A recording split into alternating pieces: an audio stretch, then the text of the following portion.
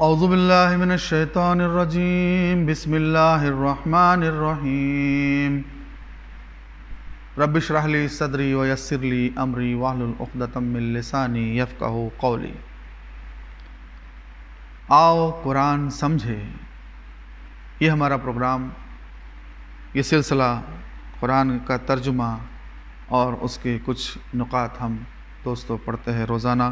ایک رکوع ہم کر رہے ہیں اور اس کا سلسلہ بہت ہی اچھا چل پڑا ہے۔ اللہ کا بڑا احسان ہے کہ آپ لوگ اسے پسند بھی کر رہے ہیں۔ دوستو، اور ایک بات ہم کہنا چاہیں گے کہ آپ اپنے کمنٹس یا اپنے سجیشنز ضرور ہمارے کمنٹ باکس میں لکھیں اور ہمارے اس چینل کو سبسکرائب کریں اور لائک کریں اور شیئر بھی کریں۔ دوستو، اللہ تعالیٰ اس میں ہمیں سمجھ عطا فرمائے اور ہم سے اچھے کام کرنے کی نیک توفیق عطا فرمائے ہمیں۔ تو دوستو، ترجمہ شروع کرتے ہیں۔ یہ چوتھی رکوع ہے سورہ بقرہ کی، جو کہ آیت نمبر 30 سے لے کے آیت نمبر 39 تک ہے۔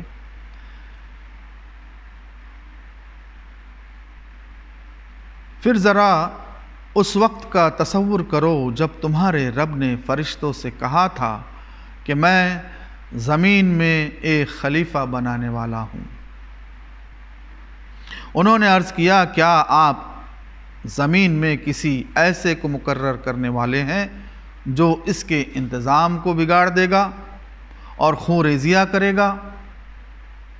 آپ کی حمد و ثنا کے ساتھ تسبیح اور آپ کی تقدیس تو ہم کر ہی رہے ہیں۔ فرمایا، میں جانتا ہوں جو کچھ تم نہیں جانتے۔ اس کے بعد اللہ نے آدم کو ساری چیزوں کے نام سکھائے علیہ السلام۔ پھر انہیں فرشتوں کے سامنے پیش کیا اور فرمایا، اگر تمہارا خیال صحیح ہے کہ کسی خلیفہ کے تقرر سے انتظام بگڑ جائے گا، یہ انٹو بریکٹ ہے،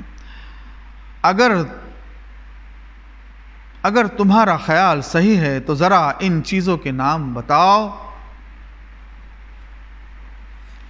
فرشتوں نے جواب دیا، تو انہوں نے عرض کیا، نقص سے پاک تو آپ ہی کی ذات ہے، ہم تو بس اتنا ہی علم رکھتے ہیں جتنا آپ نے ہم کو دیا ہے۔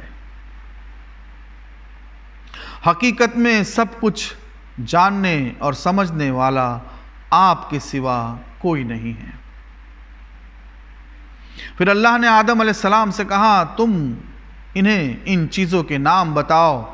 جب اس نے ان کو ان سب کے نام بتا دیے تو اللہ نے فرمایا، میں نے تم سے کہا نہ تھا کہ میں آسمانوں اور زمین کی وہ ساری حقیقتیں جانتا ہوں جو تم سے مخفی ہے؟ جو کچھ تم ظاہر کرتے ہو وہ بھی مجھے معلوم ہے، اور جو کچھ تم چھپاتے ہو اسے بھی میں جانتا ہوں۔ پھر جب ہم نے فرشتوں کو حکم دیا کہ آدم کے آگے جھک جاؤ تو سب جھک گئے، مگر ابلیس نے انکار کیا۔ وہ اپنی بڑائی کے گھمنڈ میں پڑ گیا اور نافرمانوں میں شامل ہو گیا۔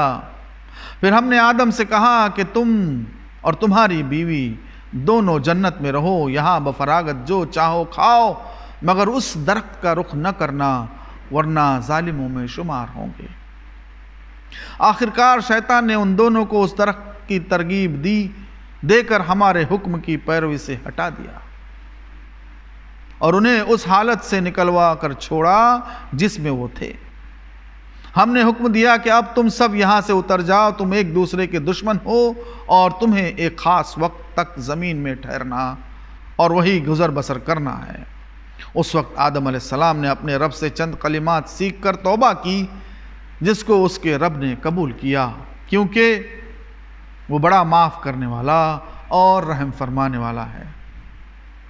ہم نے کہا کہ تم سب یہاں سے اتر جاؤ، پھر جو میری طرف سے کوئی ہدایت تمہارے پاس پہنچے تو جو لوگ میری اس ہدایت کی پیروی کریں گے ان کے لیے کسی خوف و رنج کا موقع نہ ہوگا، اور جو اس کو قبول کرنے سے انکار کریں گے اور ہماری آیات کو جھٹلائیں گے وہ آگ میں جانے والے ہیں جہاں وہ ہمیشہ رہیں گے۔ اللہ اکبر۔ دوستو، یہ تھا ترجمہ سورہ بقرہ کی 34 رکوع کا، جس میں بہت ساری باتیں کہی گئی اور آدم علیہ السلام کی تخلیق کس طرح سے ہوئی۔ اللہ تعالیٰ نے بتایا کہ فرشتوں کے سامنے اس کا ذکر کیا، اور وہ ساری باتیں کہ انسان کو خلیفہ، اس کے اندر انسان کو خلیفہ بنانے کا ذکر ہے دوستوں۔ تو ہم مسلمانوں کا کام کیا ہے دوستوں؟ ہمیں کیا کرنا چاہیے؟ اس قرآن کو سمجھتے ہوئے آگے ہم دیکھتے جائیں گے، اور ہم ڈسکس بھی کرتے رہیں گے دوستوں کہ اللہ تعالیٰ نے انسان کو جب بنایا اور آدم علیہ السلام کو وہ سارے علم کی معلومات دینا، جب فرشتوں نے کہا کہ ہم آپ کی تسبیح کے لیے کافی نہیں ہے کیا، تو اللہ تعالیٰ نے فرمایا کہ ایک مقصد کے تحت انہوں نے انسان کو، آدم علیہ السلام کو بنایا، اور ان کو جتنے بھی نام، جو بھی ریسرچ جیسے بھی ہوتا ہے کہ کل اسما، سارے نام اللہ تعالیٰ نے آدم علیہ السلام کو سکھائے، مطلب انسان کے ذہن میں ڈال دیے۔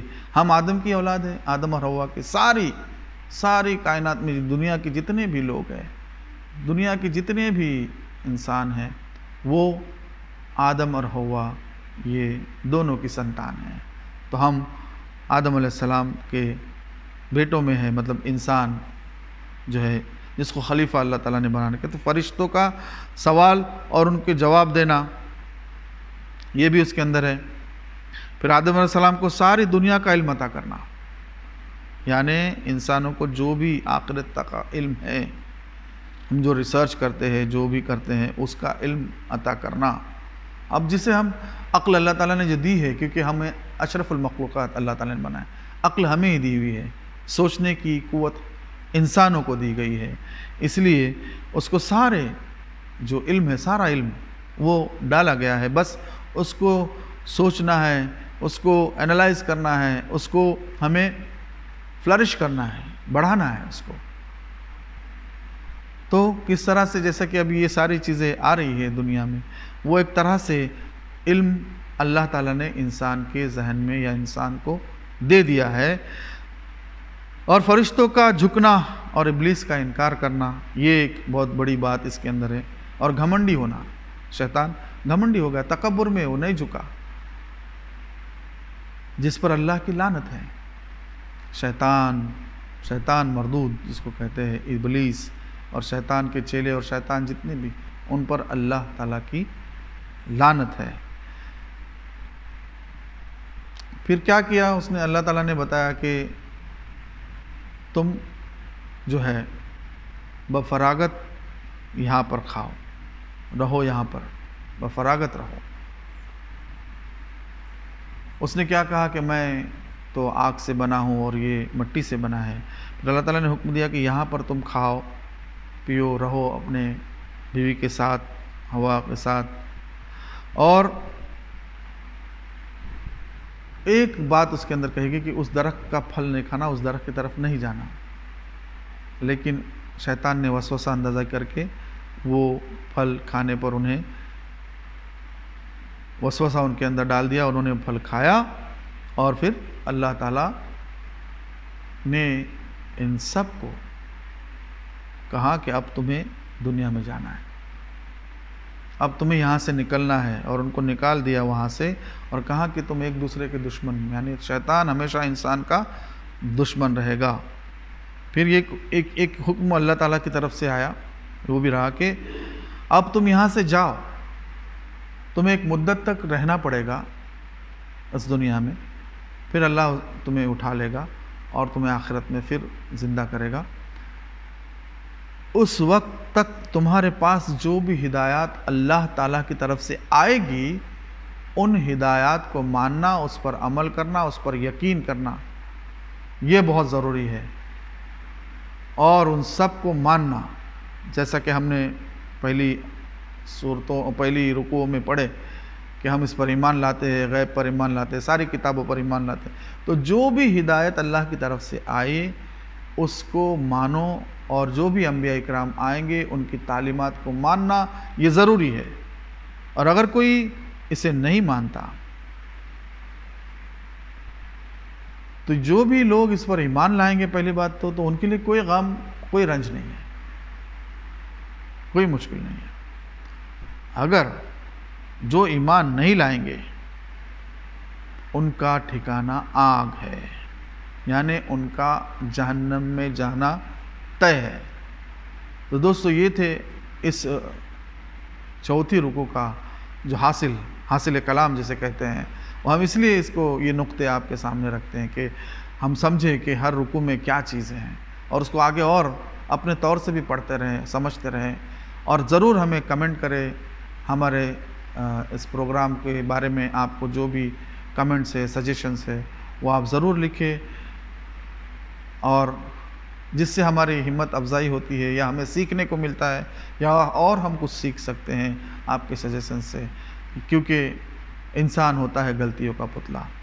اور دوستو یہ چھوٹی سی کوشش ہماری ہے جو ہم دعا کرتے ہیں کہ اللہ تعالیٰ اسے قبول فرمائے اور اس سے ہمیں آخرت میں نجات کا ذریعہ بنائے اور ہم کو نیک صالح بنائے، قرآن پر عمل کرنے اس کو سمجھنے کی کوشش کرے، قرآن پر عمل کرنے والا اور اس پر چلنے والا اور اس کو سمجھنے والا بنائے۔ اور جو بھی ہماری ذمہ داریاں ہیں دوستو مسلمانوں کی، خاص طور سے امت محمدی کی جس کی ذکر آگے آتے رہے گا، اس ذمہ داریوں کو ہم سمجھے اور لوگوں تک اس قرآن کی معلومات کو پہنچائے۔ یہ سب سے بڑی بات ہوگی، یہ ہمارے لیے کامیابی کا ذریعہ بنے گی انشاءاللہ دوستو۔ تو اللہ تعالیٰ سے دعا کرتے ہیں کہ اللہ تعالیٰ ہمیں معاف کرے، ہماری جو بھی کوتاہیاں غلطیاں ہوئی ہو انہیں معاف کرے، انہیں درگزر فرمائے، آمین۔ ربنا آتنا فی الدنیا حسنۃ وفی الآخرۃ حسنۃ وقنا عذاب النار وقنا عذاب القبر وقنا عذاب الحشر وقنا عذاب الدین محشرنا یوم القیامۃ مع الابرار۔ ان اللہ وملائکتہ یصلون علی النبی یا ایھا الذین آمنوا صلوا علیہ وسلموا تسلیما۔ اللہم صلی علی سیدنا محمد وعلی آل سیدنا محمد وبارک وسلم۔